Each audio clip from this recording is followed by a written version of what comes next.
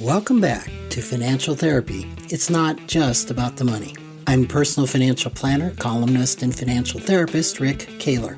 Research tells us that 90% of all financial decisions are made emotionally, not logically. For nearly 4 decades, I've been helping people make better money decisions. So what makes my financial worldview different from most financial experts? I blend the nuts and bolts of financial advice with the emotions that drive making them. Good money decisions are not just about the money. So let's get started with today's episode. Welcome back to another edition. A few months ago, I wrote a column in the weekly column that I do called Wealth Equals Well-Being Only If You Spend It When You Need to. And I thought maybe this would be something to go into. I also went into it in an interview with South Dakota Public Broadcasting, which those episodes are done once a month and can be found on my website if you're interested.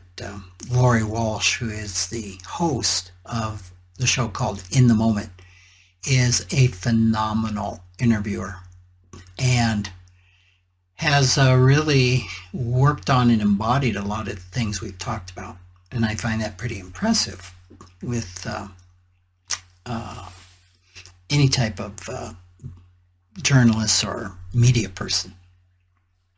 So in this particular article, I talk about Scrooge, A Christmas Carol, which was written by Dickens.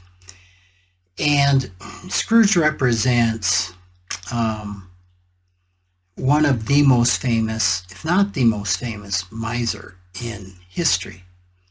Dickens describes him in the book as a tight-fisted hand at a grindstone, squeezing, wrenching, grasping, scraping, clutching, covetous.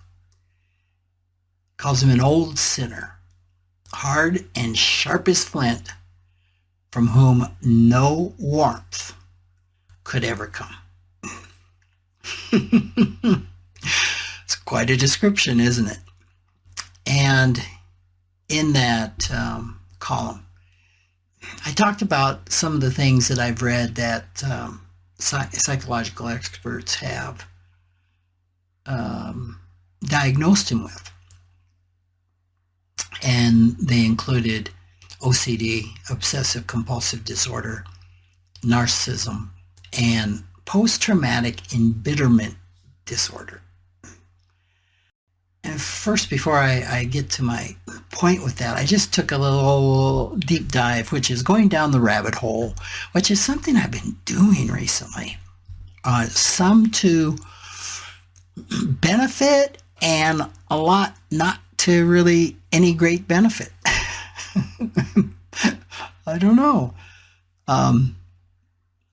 Maybe that's a little OCD. I'm not sure. But I came up with those disorders and maybe another one that have been written about by various psychologists over the years. So I thought it would be interesting to take a look at those. The first being what really grabbed my attention was post-traumatic embitterment disorders. Now, I should say before I get too far into this that I belong to the mental health camp that shuns diagnosis and disorders. They can really objectify a person rather than making a person a person. So it can kind of become treating the disorder, not the person. And I'm going to do my best in breaking down these disorders into what's going on in the person. But I just thought it was interesting from a psychological aspect that these disorders were labeled by others. And it's out there. And in fact, they can put this all together into one called the Scrooge Syndrome. So I just want to break this down a little bit. The PTED, post-traumatic embitterment disorder, is not really a DSM-5 disorder, but I think it's worth exploring. The potential cause of this embitterment disorder is loss and loneliness from a past trauma. Okay, we can personalize that pretty easily. That's the wounding. That's in IFS speak, the exile, loss, and loneliness. So protecting that, the effect, the behavior, is bitterness, cynicism, negativity, and social isolation. The next one was obsessive compulsive personality disorder. We've probably all heard a lot about that. The potential cause can be the rigid upbringing or early life experiences. They really didn't get into the underlying exiles on this, which we can take a look at. And the behavior is rigid routines, aversion to change, discomfort in social situations. The third that I found, well, the third that I mentioned in the article was narcissistic personality disorder, NPD, which has a sense of entitlement or superiority. That's listed under potential cause, but that's not the cause. That is the outcome, which also with Scrooge is a self-centeredness, dismissive attitude toward other people. And the fourth one I found was schizoid personality disorder, which is isolation or neglect. And that effect can be seen in the emotional detachment, okay? Probably just being completely disconnected emotionally from a situation, and loneliness.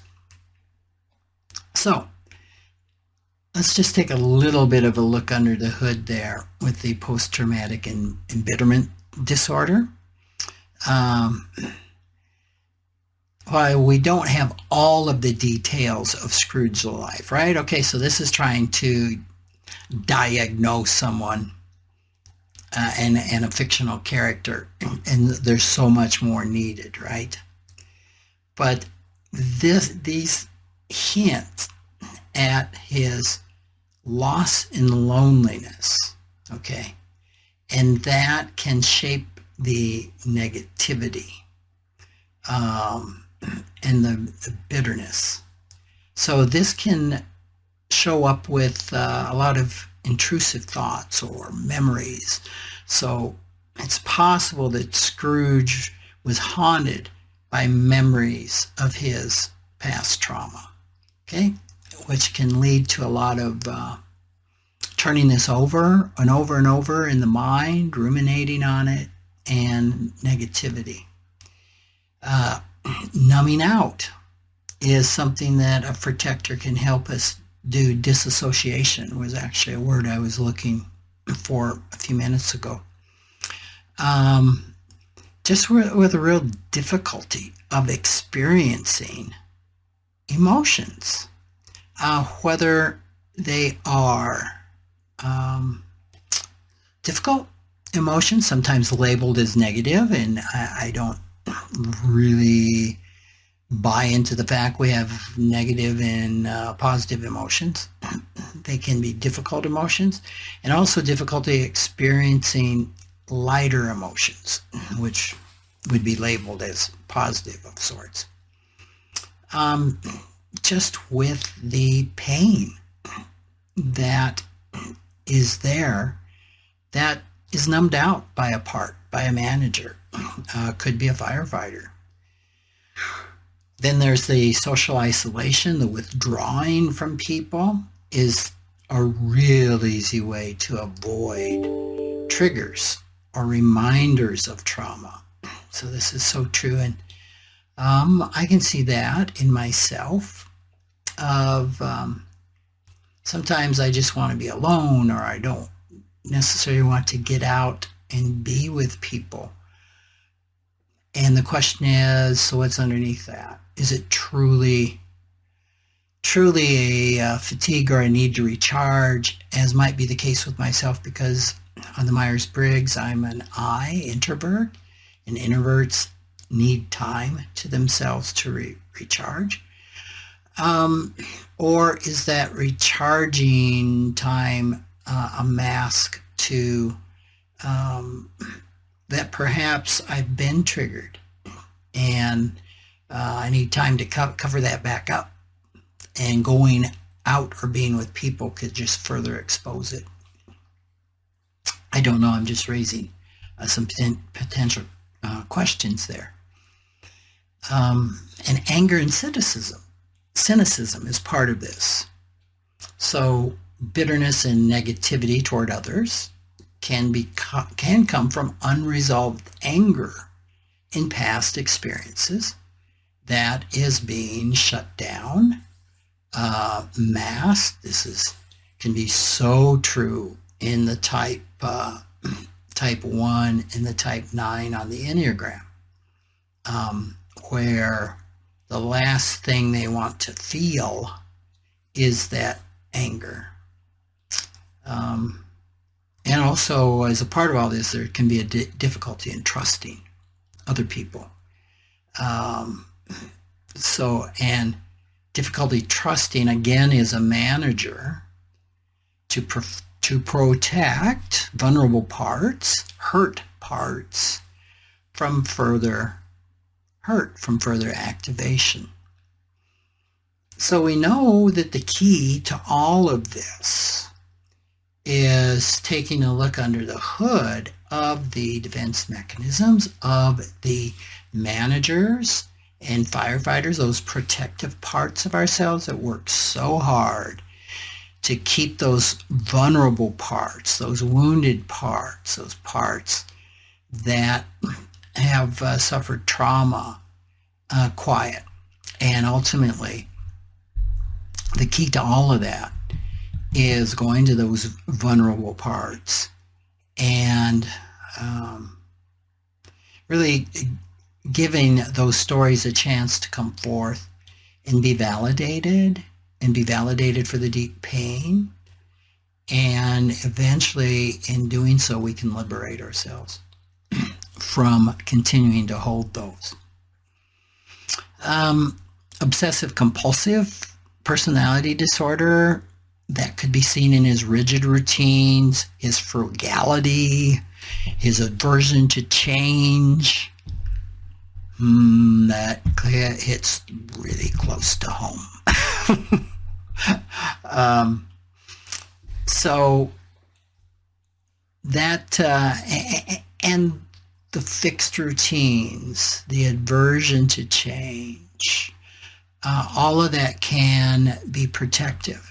And it can create distance and even discomfort in social situations. Again, they're all mechanisms that our protective parts of ourselves use to keep exiles, so to speak, safe. Schizoid personality disorder. Just the isolation that he had can be a sign of this particular disorder. Now, it's interesting that one write-up said that his capacity for connection with the spirits suggests a lot of complexity here, because he was able to take a look under the hood on it. Same with narcissistic personality disorder. There's this sense of entitlement that comes from this, and importance really are traits of this. And again, his ability to be transformed wouldn't clinically, as I understand it, align with this diagnosis. And that's kind of probably where I differ a lot, is that the belief in the IFS, what do I want to say, characteristic, factor, is that every person has the power, has a self that can liberate us from all these disorders that we can be, because these are simply really deeply wounded parts of us that we have locked away and not visited for great and various fear. So that was a lot to dig out of one sentence in this particular article, but I wanted to go into that since listeners of this podcast have more of a curiosity on the emotional and psychological side of things.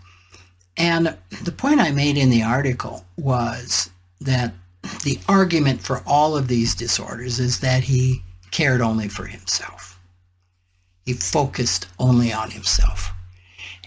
And what I'm suggesting is that really doesn't stand up. I think what we're seeing is that he didn't care for himself any more than he cared for other people. Why? He lived in a warehouse. It was described as dark and cold and gloomy. He refused to spend money on heating. The book says that he lit only a candle, a single candle, because darkness is cheap, and Scrooge liked it. So he was isolated, and he lived in really uncomfortable living conditions, which I don't see in the biggest picture was caring for himself. I don't see a picture of well-being here. I don't see a picture of emotional, physical, or financial well-being here. So to say he only cared for himself is a real mistake, in that it's a projection that we can have onto somebody like Scrooge when he's not caring for himself at all. And likewise, he's not caring for other people either.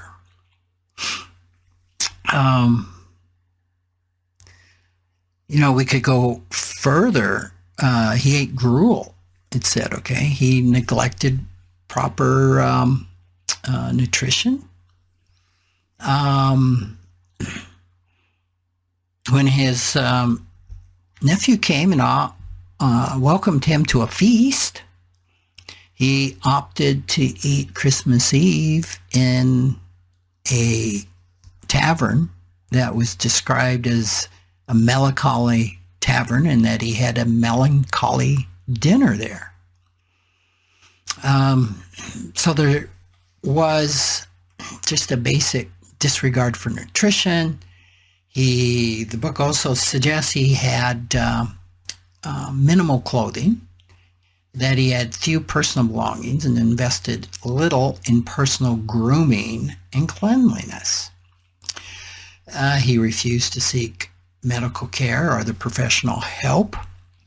Dickens supports that by saying Scrooge was his own lawyer, his own doctor, his own surveyor, his own everything, and never troubled anybody with his affairs.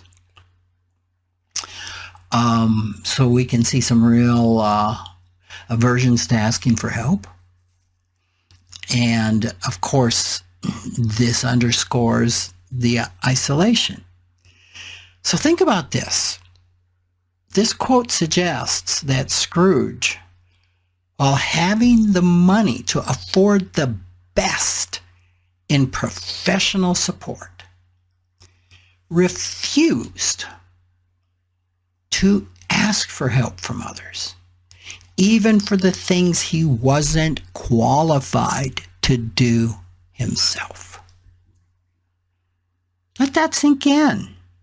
He had all this money.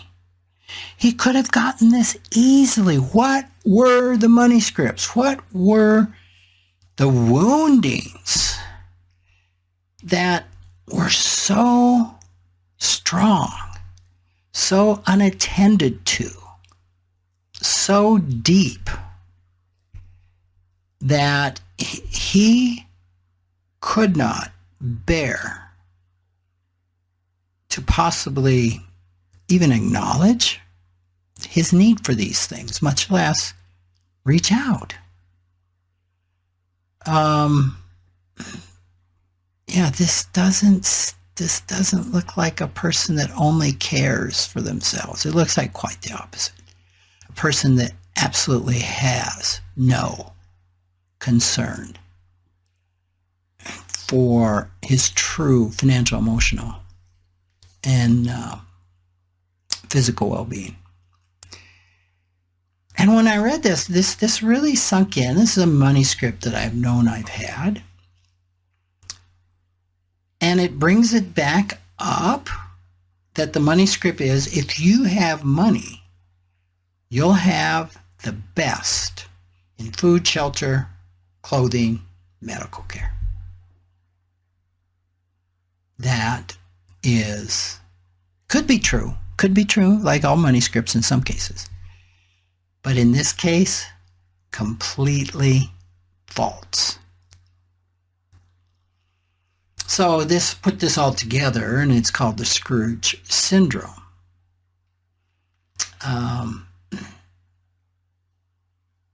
So, why? And when we look beneath this, we're reminded the end of the book, where Scrooge is transformed. He becomes the opposite of what he has lived for all of his years. The opposite of this cold, miserly, self-loathing, and uncaring person. And I think the key to this transformation wasn't having the money, wasn't accumulating more, wasn't understanding all this better, but it was the journey, the personal journey that he took to go within, to take that frightening and terrifying journey to look under the hood. And this all began with the intervention of a trusted friend. A friend who cared enough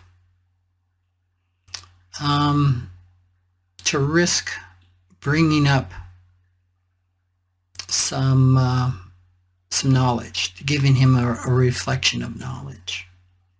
And it was so interesting to me that when his friend, who is deceased, who is in the story a ghost, came to him a lot of times, and for some reason it was this Christmas Eve that Scrooge saw him. This reminds me of the teaching that you can lead a horse to water, but you can't make him drink. And Marley says, I've come to you so many times in the past. Why is it this time that you see me? Now, that's an interesting one to answer, and I'm not going to attempt to go into that. But the timing needs to be right. When we're really ready, when our hearts are open to consider. It's moving from, in the stages of change, that pre-contemplation, which Scrooge lived in pre-contemplation. He didn't know that he didn't know, and he wasn't even willing to look because he had no clue. These issues were there. Something happened where he began to even consider the possibility that there might be something to look at. And he was pretty reluctant to go down this road. It didn't flip like that. But a little crack happened where he was willing to consider, consider which is contemplation. So he accepted the help of the guides of the spirit of Christmas past, present, and future. And they helped him not only look at his past, but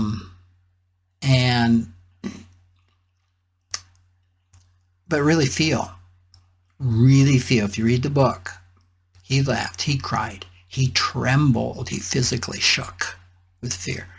All of these are stages, can be stages, but I will say necessary stages of experiencing the feelings that have been locked away long ago.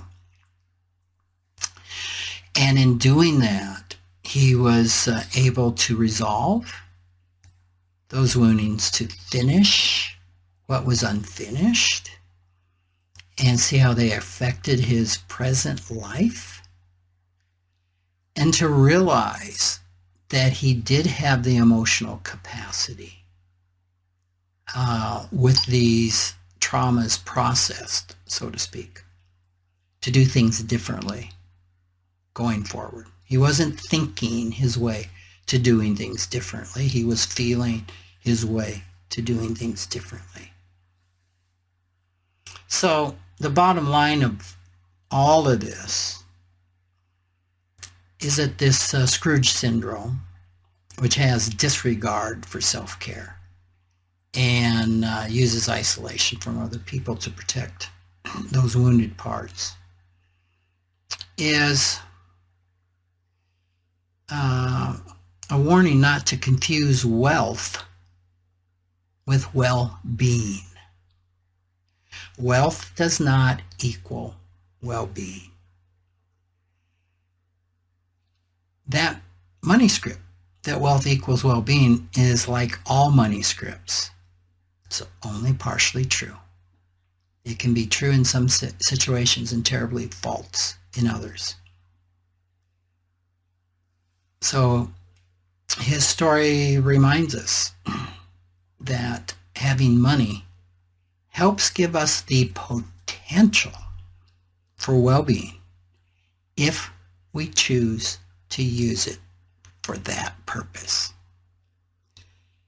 And now to the punchline, 27 and a half minutes later, is